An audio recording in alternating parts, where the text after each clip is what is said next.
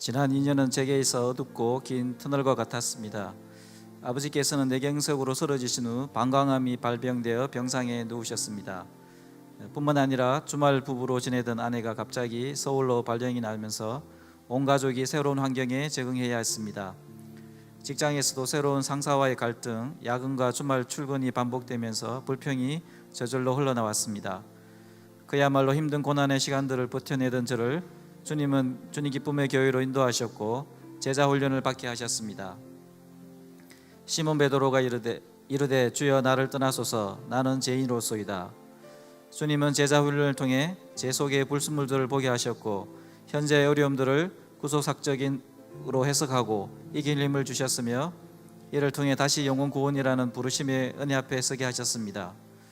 주제 큐티를 하면서 내면의 죄를 직면하게 될 때면 주님 이건 너무 하신 건 아닌가요? 라며 항변하기도 했지만 주님은 자기 욕심을 쫓다가 실패했던 베드로에게 내가 나를 사랑하느냐 물으셨던 것처럼 제게도 말씀하셨고 마치 속마음을 들킨 것 같아 부끄러웠습니다.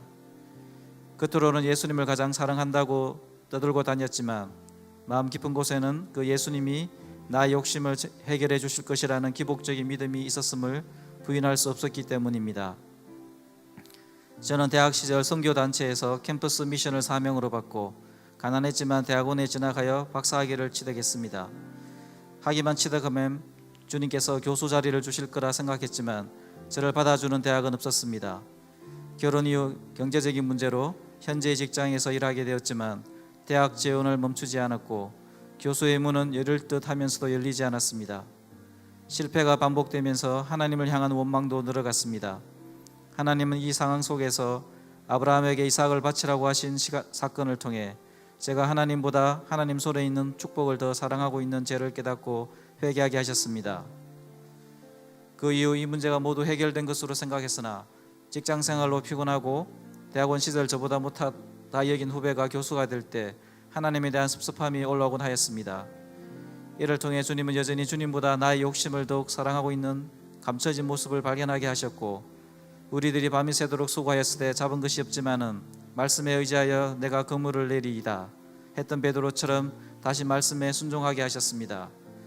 훈련 기간 중 아버지의 장례를 치르며 영혼 구원을 목적으로 하는 삶을 위해 하나님께서 저를 부르셨고 주님 기쁨의 교회로 인도하셨음이 감사로 고백되어졌습니다. 당신들은 나를 헤아려 하였으나 하나님은 그것을 선으로 바꾸사 오늘과 같이 많은 백성의 생명을 구원하게 하시려 하셨나니 처음 아버지가 쓰러지셨을 때 아버지의 구원을 위해 기도한 세월과 고생만 하신 아버지를 생각하니 하나님께 섭섭한 마음이 들었지만 주님은 이제 정말 마지막이라는 마음을 주셨고 그 음성에 순종했을 때 아버지께서 주님을 영접하는 놀라운 은혜를 주셨습니다. 특히 위로 입관 발인 예배 때 믿지 않는 가족들도 참여하여 말씀을 듣는 모습을 보며 100% 오르신 하나님이 인정되었습니다. 무엇보다 감사한 것은 아버지의 묘비에 시편 23편의 말씀과 성도라는 글귀가 새겨진 것입니다. 이제는 아버지가 성도로서 영생을 얻어 하나님의 품 안에서 편히 쉬고 계심을 믿고 천국에서 다시 만날 것을 소망하게 되었습니다. 지난 시간을 돌아보면 주님은 제자 훈련을 통해 제 인생의 방향을 더욱 분명하게 해주셨음을 깨닫습니다.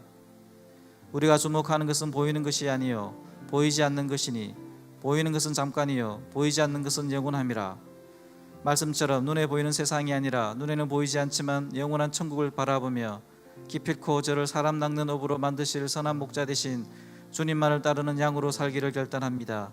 인생의 방향이 없어 고민하시는 분들, 삶의 무거운 짐들로 인해 지쳐있는 분들이 있다면 제자 훈련을 권해드립니다. 훈련을 통해 상상할 수 없는 주의 은혜를 경험하실 것이라 믿습니다. 감사합니다.